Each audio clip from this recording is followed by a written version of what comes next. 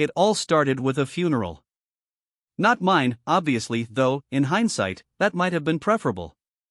No, it was my father-in-law, Leonard O'Malley, who had finally given up the fight after 78 years of relentless complaining.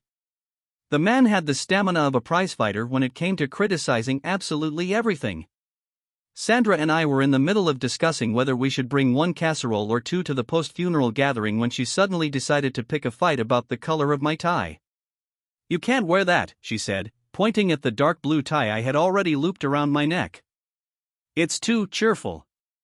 I stared at her. "Cheerful? It's navy. If this tie were any less cheerful, it would come with a last note." She crossed her arms. "It's disrespectful. My father just died." I sighed. "I know. That's why I'm wearing a suit instead of sitting on the couch in my underwear eating a sandwich. I'm making an effort."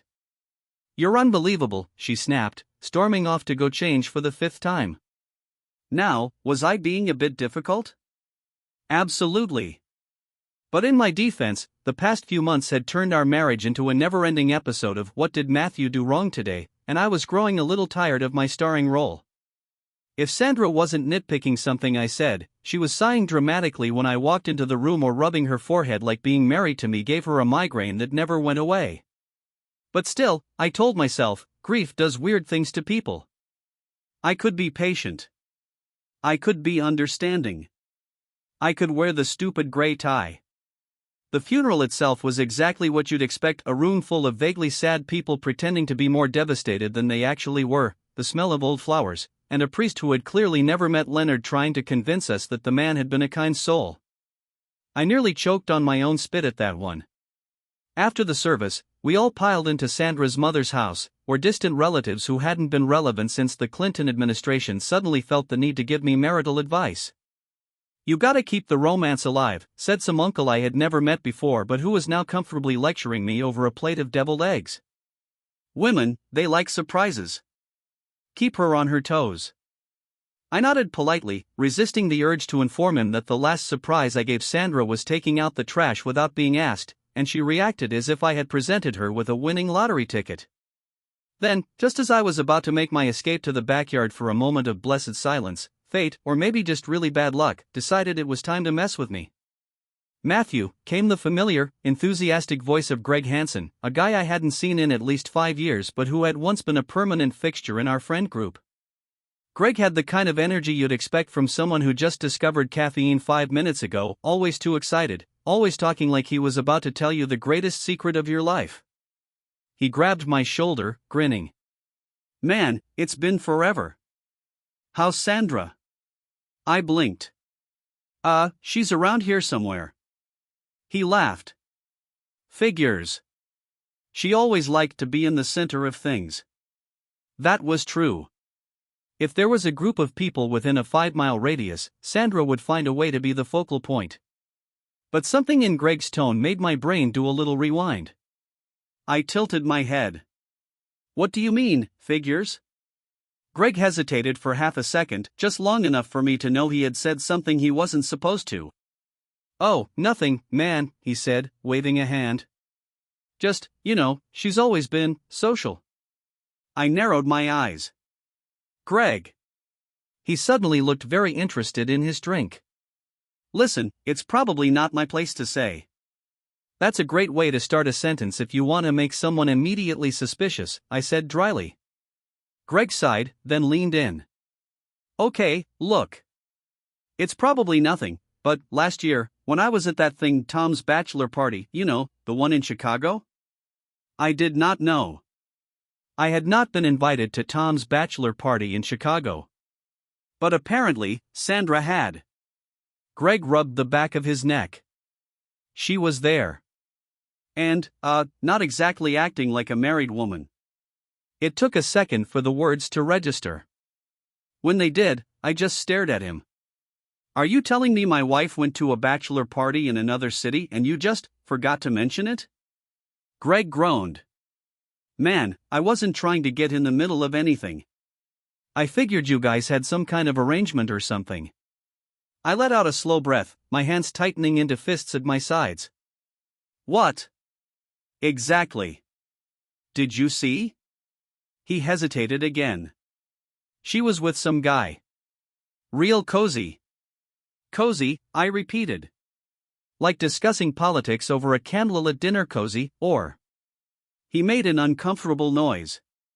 More like let's sneak off to a quiet corner cozy. Fantastic.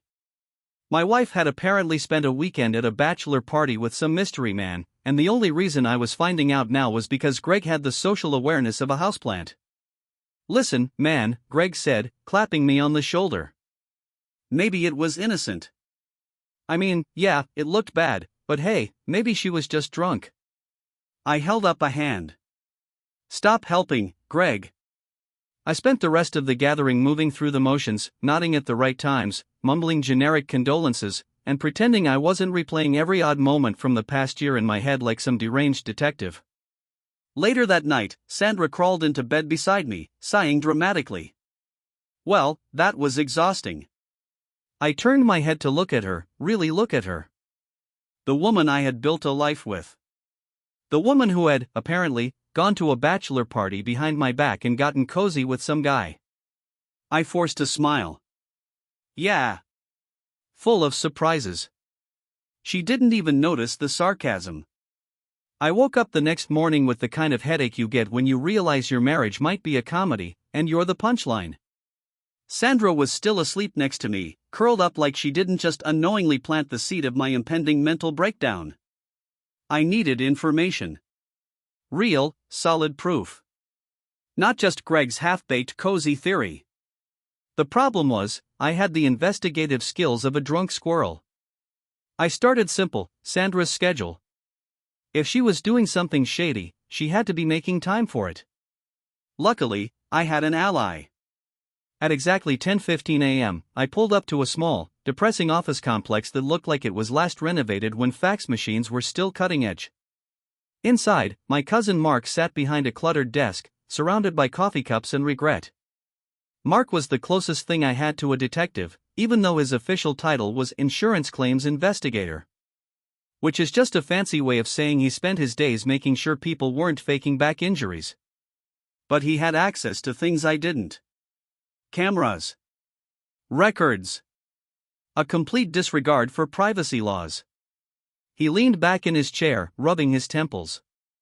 I don't know, man. This sounds like a whole lot of not my problem. I reached into my pocket and placed a $100 bill on his desk. He stared at it, then at me. You insult me. I added another $50. He pocketed it immediately. What do you need? I explained the situation. Mark listened, nodding like this was just another Tuesday. All right, he said, cracking his knuckles. I'll start with the basics: credit card statements, phone records, any weird transactions.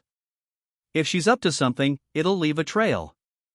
I left his office feeling like I had taken a step forward, even if that step was leading me straight into the abyss. 3 days later, Mark called. You need to come see this, he said. I drove back to his office, bracing myself for something awful. What I got was worse. Mark had a folder waiting for me. He opened it up, revealing a bunch of receipts, transaction logs, and, just to really hammer the point home, screenshots of a hotel check-in. Sandra O'Malley. Checked in on a Thursday. Checked out on a Friday morning. She hadn't gone on a trip. She hadn't been away for work. She had just been there. With someone. Mark exhaled. It gets better. He slid another paper toward me. It was a receipt from a high-end spa, dated 2 weeks ago. The kind of place that specializes in overpriced nonsense like gold-infused facials and spirit realignment therapy. But that wasn't the issue. The issue was that the service she paid for wasn't a massage or a manicure. It was a couples treatment. Couples. As in, 2 people. As in, not me. I picked up the receipt, turning it over as if the back might contain an explanation that made me not want to throw up in my mouth. Mark gave me a moment before clearing his throat. So, what's the plan? I stared at the paper for a long time. Then I smiled. Oh, I said. I have a plan. Sandra was going to regret thinking I was an idiot. I spent the next 2 days perfecting my performance. If Sandra was going to lie to my face, I figured I'd give her the chance to do it properly, really commit to the role. I wasn't going to throw the evidence at her right away. No, that would be too easy. I wanted to watch her dig her own grave with the enthusiasm of a discount gravedigger on overtime. So, I did what any reasonable man in my position would do. I became the most supportive, affectionate husband imaginable. On Friday evening, I came home with a bottle of wine and a big, stupid grin. Long week, I said, kicking off my shoes. Thought we could celebrate surviving it. Sandra, who had been scrolling through her phone with the intensity of someone looking for an exit strategy, looked up in mild confusion. Celebrate what? I shrugged. Life? Marriage? The fact that neither of us has snapped and gone feral yet? She let out a short laugh, clearly thrown off by my sudden enthusiasm. Sure. Okay. We sat on the couch, and I poured us both a glass. So, I said, swirling my wine like a man with zero concerns. What's been going on with you lately? The question was casual, the kind of thing a husband asks his wife when he's not holding a collection of receipts that might as well be printed on betrayal-themed stationery. Sandra stretched her legs out, taking a sip. You know, work's been busy. And Mom keeps asking if I'm visiting next weekend. I nodded along, waiting. She didn't mention any spas. No hotels. Nothing about slipping away for little secret vacations. I tilted my head. You didn't travel anywhere recently? Her fingers tightened just slightly around her glass. It was quick, half a second, but I caught it. No, she said, shaking her head like I had asked if she had recently joined a cult. Where would I even go?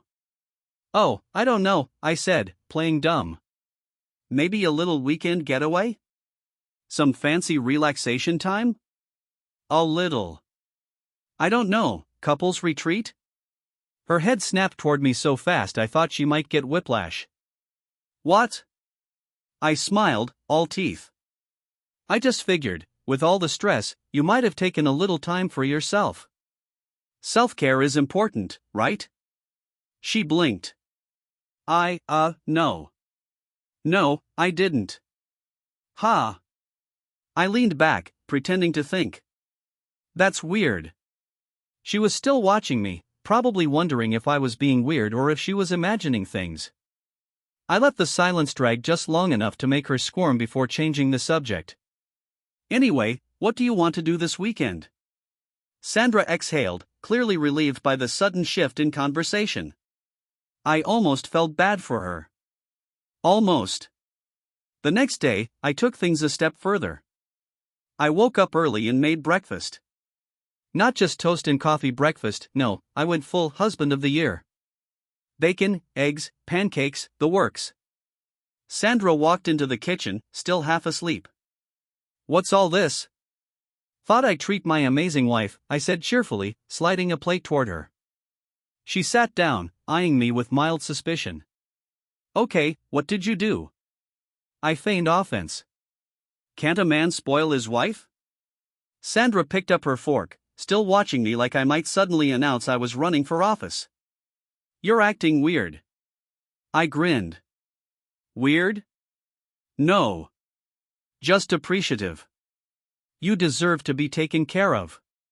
That should have been her first clue. I had never in my life said something so absurd. She hesitated, but eventually, she started eating. It was kind of fun, watching her try to figure out what was happening. By Sunday evening, I could tell she was starting to get paranoid. I could see it in the way she kept glancing at me like I was a bomb that might suddenly go off. Good. Let her sweat. I decided to let things simmer for a bit longer. I wasn't just going to lay all my cards on the table, I wanted to see how far she'd go with the lie. And, sure enough, she handed me gold on a silver platter that night. We were sitting in the living room, watching something mindless on TV, when she casually said, "Oh, by the way, I might be out late this Friday." Work thing. Oh? A work thing? I fought the urge to laugh. I turned to her, nodding like a trusting idiot. Oh, yeah? What's the event? She hesitated. It's a networking thing. Clients. You know how it is. I had access to her work calendar. There was no networking thing. Oh, sure, I said, pretending to go back to the show. That makes sense. She relaxed. She shouldn't have. I spent the rest of the week making sure she felt absolutely secure. No suspicions, no weird behavior. Just her loving, clueless husband. Then Friday rolled around. She got dressed like she wasn't planning to see her actual husband anytime soon, grabbed her purse, and gave me a quick peck on the cheek. Don't wait up, okay? I smiled. Of course. Have fun. She left, and I immediately grabbed my phone. Mark picked up after one ring. Tell me you got something. Oh, I said, grabbing my keys. I got something. It was time to see exactly how creative my wife had been with her lies. I arrived outside the hotel 10 minutes after Sandra. Not because I was tailing her like some amateur, but because Mark had already sent me the location. Turns out, being friends with someone who has zero respect for privacy laws is pretty useful. The place was exactly what you'd expect from someone trying to sneak around but still wanting to feel fancy. Not a cheap motel, not a high-end resort, just one of those overpriced mid-tier hotels with a lobby designed to look more luxurious than it actually was. The kind of place where they put fruit in the water dispenser and call it an amenity. I parked across the street and waited. The thing about catching someone in a lie is that patience always wins. And I had plenty. Sure enough, about 15 minutes later, Sandra appeared. She stepped out of a cab, smoothed her hair, and checked her phone. Then, with all the confidence of a woman who thought she was getting away with something, she strolled right inside. I didn't move. Not yet. Instead, I sent Mark a message. Me, how long do you think I should wait? Mark, give it an hour. If they booked the room already, they'll be settled in. Me, you seem disturbingly experienced in this. Mark, let's not discuss my past. I leaned back, watching the entrance like it was the most interesting thing I had ever seen. An hour passed. Then another 30 minutes. Then I made my move. I walked into the lobby with the kind of expression that said I had every right to be there. The receptionist barely glanced at me. I approached the desk, sliding my phone from my pocket. Hey, I said, lowering my voice like I was about to share something highly confidential. My buddy is staying here with his girlfriend, and we're throwing him a surprise thing. But I totally forgot which room he's in. The receptionist gave me a look that screamed, "Are you serious?" I sighed, rubbing my temple like I was an exhausted best man instead of a husband about to confirm his wife's extracurricular activities. Look, I get it, privacy and all that. But I'm not asking for the room key. Just a room number. I just don't want to call him and ruin the surprise. She hesitated. I slid a $50 across the counter. She hesitated less. After a few clicks on the keyboard, she leaned in. Room 314. Bingo. I gave her my best grateful smile and walked toward the elevator. The ride up was short, but my brain ran through about 50 different ways this could play out. I had considered knocking like a normal person, but that wasn't dramatic enough. Instead, I took my phone out and did something much more satisfying. I called Sandra. It rang. Once. Twice. Then I heard it. Right through the door of room 314. Her voice, muffled but clear enough. Babe, I told you I was at work.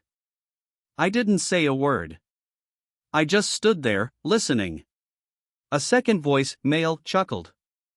He actually called you? Sandra laughed. He's so predictable. I smiled. Predictable? That was rich. I ended the call. Then I knocked. Silence. Then whispers. Then footsteps. Then the door cracked open, and Sandra's face appeared half hidden behind the chain lock, eyes wide like a raccoon caught digging through trash. She stared at me. Matthew?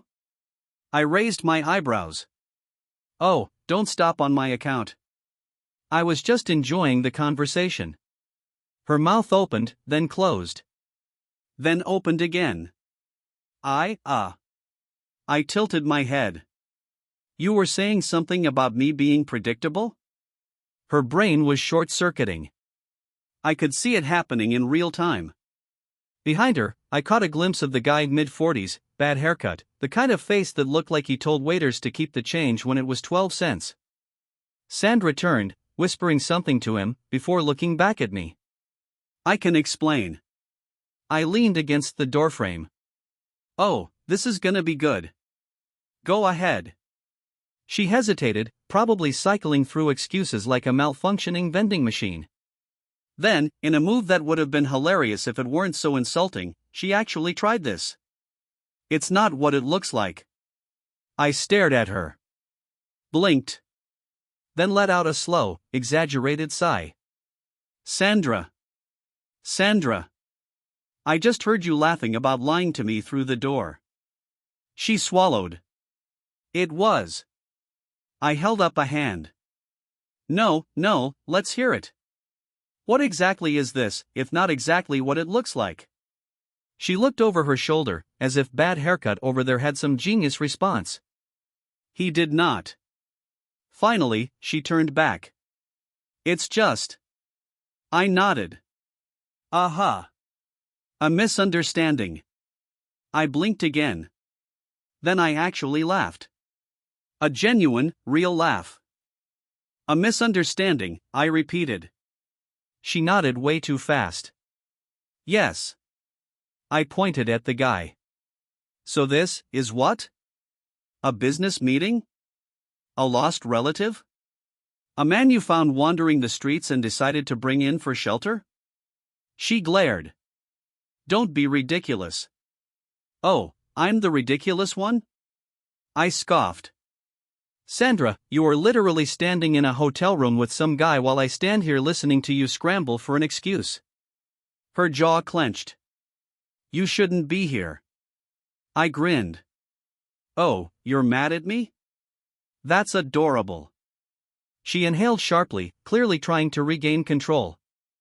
Matthew, I stepped back. No, don't let me keep you. You obviously have important business matters to attend to. Her face turned red. You're not even going to let me explain? I shook my head, smiling. Sandra, the only explanation I need is the one I just witnessed. Then, without another word, I turned and walked away. Behind me, I heard her hiss something at her companion. He mumbled something back. But I didn't care. I had everything I needed. And Sandra? She had nothing. I slept like a baby that night. Not the kind of baby that wakes up crying every 2 hours, but the kind that just had a bottle, a warm blanket, and zero responsibilities. It was amazing what pure, unfiltered satisfaction could do for a man's rest. Sandra, on the other hand, was probably not having the best night. I imagined her sitting in that hotel room, staring at the wall, trying to figure out if she should call me, text me, or just pretend the whole thing was a weird fever dream. She did none of those things. Not a single message. Which meant she was probably waiting for me to react. Nice try. Instead, I went about my weekend as if I hadn't just caught my wife in a hotel room with a discount salesman version of a midlife crisis. I did laundry. I mowed the lawn. I even reorganized the garage, which had been on my to-do list for roughly 6 years. Then, finally, on Sunday afternoon, Sandra walked through the front door. Now, a normal wife returning home after a weekend of betrayal might come in with some kind of energy, guilt, nervousness, fake cheerfulness, something. Not Sandra. No, she walked in with a level of confidence that could only belong to a person who had spent the last 48 hours constructing a ridiculous explanation and fully convinced herself that it was airtight. I stayed on the couch, casually flipping through TV channels like a man without a care in the world. She cleared her throat. Hey. I turned my head slightly. Oh. You still live here? Her jaw twitched. Can we talk? I gestured toward the chair across from me. By all means. She sat down like this was some kind of corporate negotiation and folded her hands in her lap. I know how it must have looked. I almost laughed. The level of commitment to the lie was impressive. Looked? I repeated.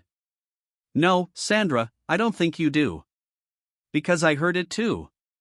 So unless I hallucinated you laughing with your business partner about how predictable I am, I'd say it was pretty clear.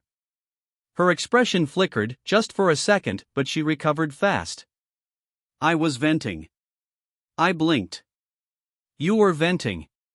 She nodded. Yes.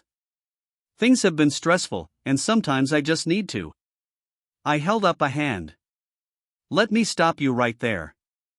I don't actually care why you did it. I'm not here to listen to some tragic backstory about how you had to cheat on me because the Wi-Fi was slow or the dishwasher was full. Her face turned red. You're being childish. I smirked. You got caught, and I'm the childish one? She exhaled through her nose, clearly trying to shift gears. Matthew, I didn't cheat on you. I stared at her. Okay. Her eyes narrowed. What do you mean, okay? I leaned back, stretching my arms behind my head. I mean, if that's the story you're going with, fine. That's the official Sandra O'Malley version of events. I'll even write it down for the record. She hesitated. What are you talking about? I pulled my phone from my pocket, tapped the screen a few times, and turned it toward her. See, I figured you'd try this. So I went ahead and prepared some things. Like a little collection. She glanced at the screen. Then she froze. I had everything. The hotel receipt. The spa confirmation. A neat little recording of our phone call from outside the hotel door. And, just for fun, a screenshot of her boyfriend's LinkedIn profile, because I figured it was good to put a face to the poor decision-making. Sandra stared at the screen like it had just personally insulted her family. You were spying on me? I raised an eyebrow. Did you just seriously try to make me the bad guy? She clenched her jaw. This is insane. I shrugged. I'm not the one who booked a couple's spa package while married. Her mouth opened. Then closed. Then opened again. Matthew. I held up a finger. Nope. We're done here. You can spin whatever version of this story you want, but the reality is, you gambled, and you lost. Her lips pressed together. What do you want? I pretended to think about it for a second. I want you to pack a bag and stay somewhere else tonight. We'll talk about next steps later. Sandra's entire body tensed. This is my house too. I smiled. Oh, don't worry, you'll be back. You need time to figure out your venting excuse, right? Go practice it somewhere else. She glared at me, but she also knew she had nothing. After a long, tense moment, she stood up. Fine. She stomped upstairs, and 10 minutes later, she was out the door with a bag in hand. As soon as she was gone, I leaned back on the couch, exhaled, and finally let myself enjoy the moment. It turns out, revenge isn't always some elaborate scheme. Sometimes, you just have to let a liar trip over their own nonsense. Sandra lasted exactly 2 days before showing up again, standing in the doorway like she was auditioning for the role of wife who definitely didn't cheat and just wants to talk. She didn't knock. She just walked in like she still had the right. Which, technically, she did. Legally speaking. Morally speaking? Not so much. I was in the middle of folding laundry, a task I had always hated but now found oddly peaceful. Probably because it was one of the few things in my life that hadn't been secretly sneaking off to hotels behind my back. Sandra cleared her throat. We need to talk. I held up a t-shirt. We already talked. She sighed, stepping further inside. I mean really talk. Like adults. I nodded. Great idea. You first. Go ahead and tell me what you think an adult version of the story sounds like. She clenched her jaw. Matthew. I sat down on the couch, setting the laundry basket beside me. I'm waiting. She crossed her arms. Fine. I screwed up. But you weren't exactly a great husband either. I let out a slow, impressed whistle. Wow. You really went with that? That's the move? She frowned. What do you mean? I leaned back. You just tried to play the both sides card, as if this is a minor disagreement about who left the bathroom light on and not, you being in a hotel with another guy. Sandra exhaled sharply. I'm trying to have a real conversation, and you're making jokes. I'm making sense, I corrected. Which is probably why it sounds so unfamiliar. She rolled her eyes. You never take anything seriously. That's part of the problem. I stared at her. So that's what pushed you into a hotel with Mr. Midlife Crisis? My lack of seriousness? She flinched slightly but recovered. I'm just saying, our marriage wasn't perfect. I gave her a slow clap. Well, congratulations. You found the first marriage in history that had flaws. Good for you. She rubbed her temple. Matthew, I don't want to fight. I nodded. Neither do I. That's why I'm done with this conversation. Her eyes narrowed. Just like that? Just like that, I confirmed. She shook her head. You can't just end our marriage because of one mistake. I gave her a look. Sandra, if I walked into a bank, emptied the vault, and got caught, would it make sense for me to say, come on, it was one robbery? She scowled. That's not the same thing. You're right, I agreed. The bank would actually press charges. Sandra let out a frustrated breath. So what, that's it? We just throw everything away? I tilted my head. You tell me. You seemed fine throwing it away when you were checking into hotels. She stared at me for a long moment, then looked around the living room, like she was suddenly realizing that this wasn't her home anymore. At least, not in the way it used to be. Her voice softened. I don't want to lose everything. I smiled. Not because it was funny, but because it was so predictable. You're not upset that you lost me, I said. You're upset that you lost your safety net. Her mouth opened like she wanted to argue, but no words came out. Because she knew I was right. I stood up, stretching slightly.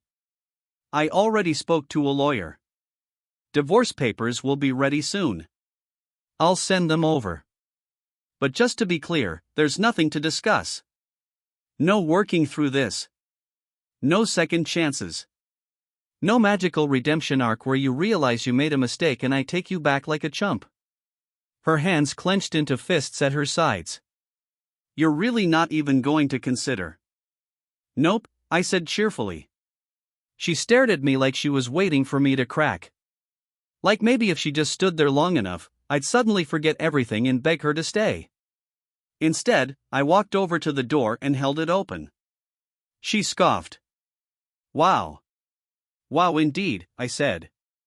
She walked past me, stopping just at the threshold. You'll regret this. I grinned. I regret not figuring it out sooner.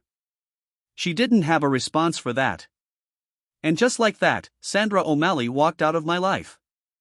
The divorce process was about as fun as a root canal, but honestly, I didn't care. Every time she tried to argue for more money or some ridiculous concession, my lawyer just slid a little folder across the table labeled Exhibit A, Sandra's Hotel Adventures, and suddenly, she was a lot more reasonable. In the end, she walked away with a fraction of what she wanted, and I walked away with freedom. And you know what? That felt like a pretty good deal. Thanks for watching. Please hit the like button and rate the story in the comments.